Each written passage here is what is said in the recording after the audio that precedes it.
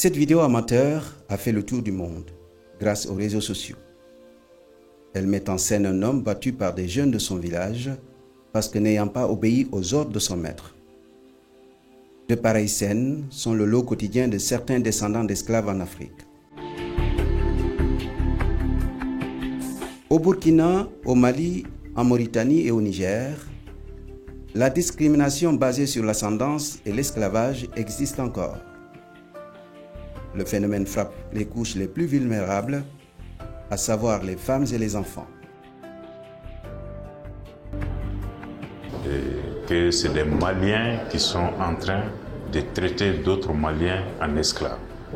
Et aussi surprenant que cela puisse paraître, c'est la triste réalité. Vous êtes battus, vous êtes humiliés, vous êtes chassés parce que vous êtes esclaves. Le juge malien ne s'intéresse qu'aux aspects suivants: privation de liberté, torture, causes de blessures. Mais l'origine même de ces violations des droits humains n'est pas jugée, c'est-à-dire l'esclavage. Ces communautés-là sont vraiment victimes de toutes sortes de violences. Notamment en ce qui concerne les services sociaux de base, la santé, l'éducation et le droit à la terre. Ce sont des communautés qui sont tous les jours brimées dans leurs droits fondamentaux.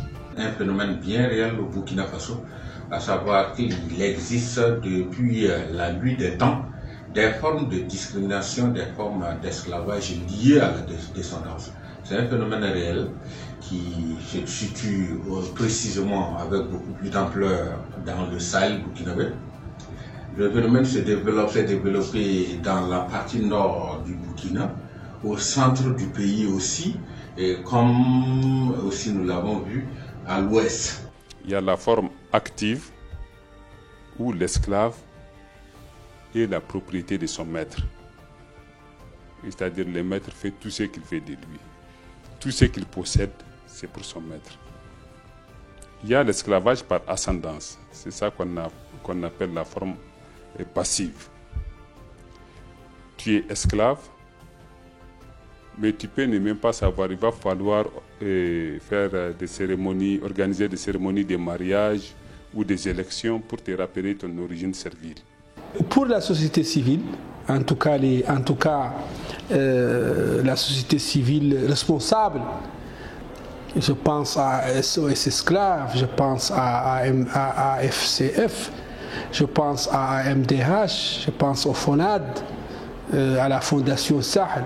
On parle d'IRA, on parle de l'existence de la pratique même, la pratique de l'esclavage. Cette maltraitance d'une partie de la population par l'autre partie est multiforme. Les victimes de cette pratique inhumaine font partie des couches les plus pauvres de la population dans ces 4 pays. Une situation très difficile, accentuée par la pandémie de la Covid-19. Pendant la pandémie du Covid, nous avons vu que ces femmes, elles ont souffert beaucoup.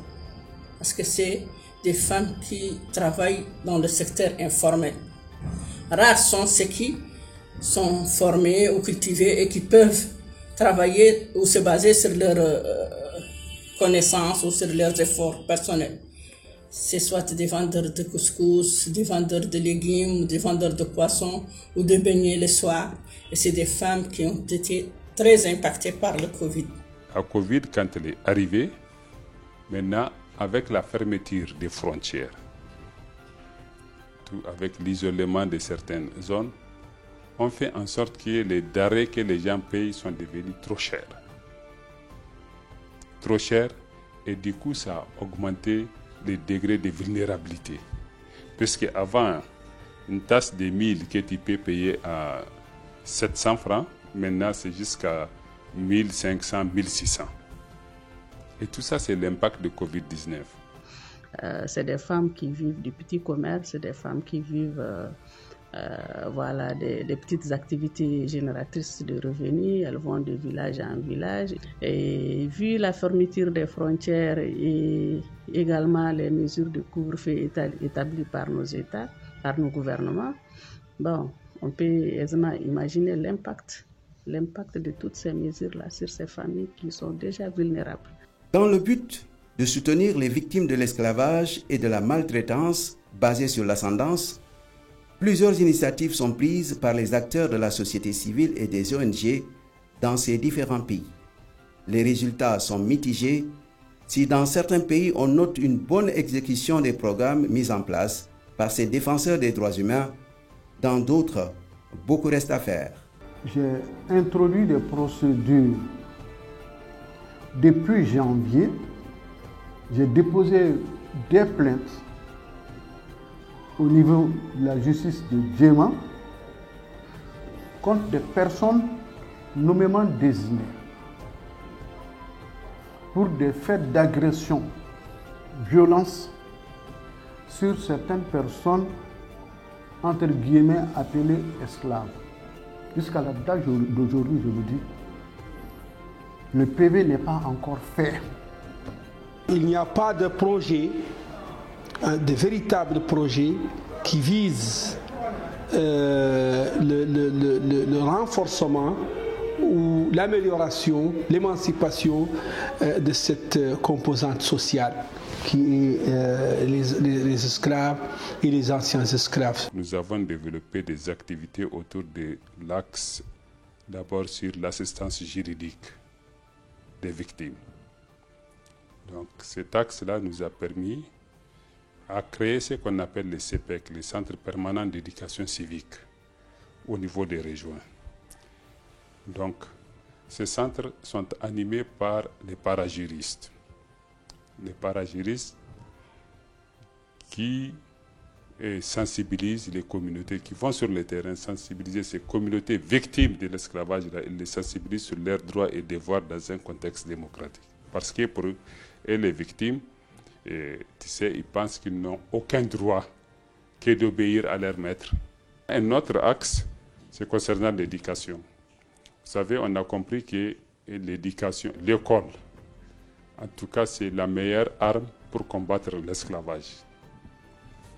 Et c'est en ce sens, nous, avec toujours l'appui des partenaires anti-slavery international, on a essayé de développer un modèle qui s'appelle modèle école communautaire. C'est-à-dire ce modèle-là nous permet de créer des écoles là où elles n'existent pas, pour faciliter l'accès à l'éducation aux enfants de ces victimes-là. Cette lutte acharnée et désintéressée de ces mécènes pour l'éradication des pratiques dans leurs pays respectifs a trouvé un écho favorable auprès de leurs homologues de la sous-région.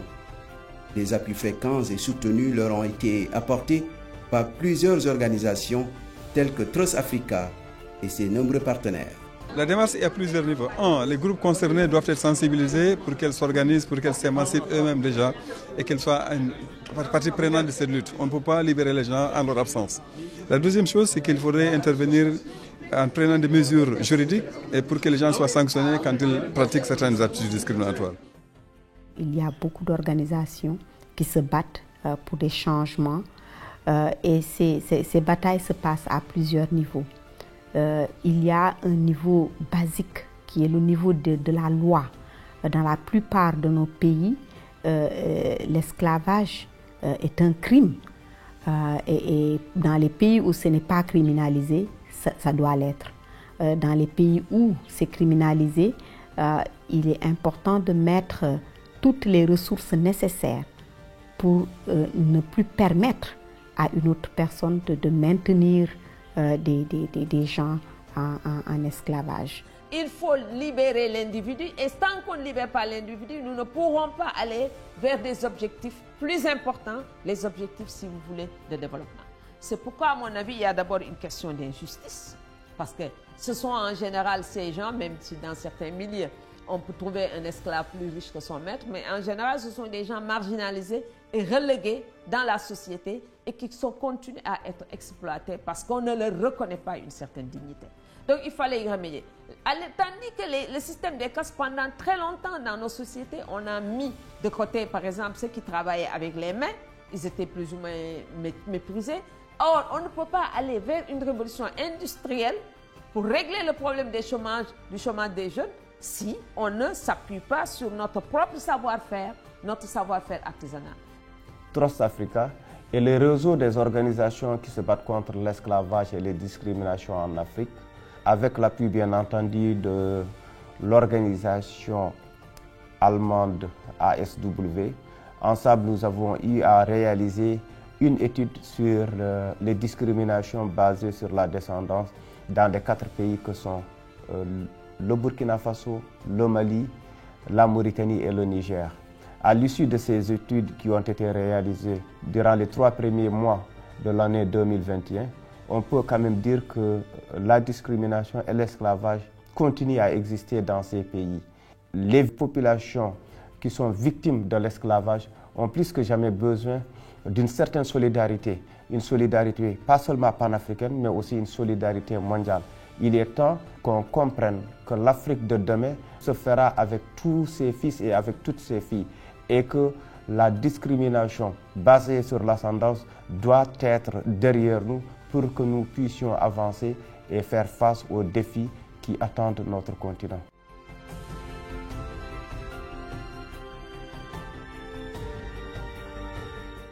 Aujourd'hui, une chose est claire, la lutte contre l'esclavage et la discrimination qui frappe plus les enfants et les femmes en ces temps de pandémie nécessite que l'on fédère davantage les approches, les forces et les moyens dans les actions à mener sur le terrain, au sein des pays concernés et au-delà, pour consolider le mouvement global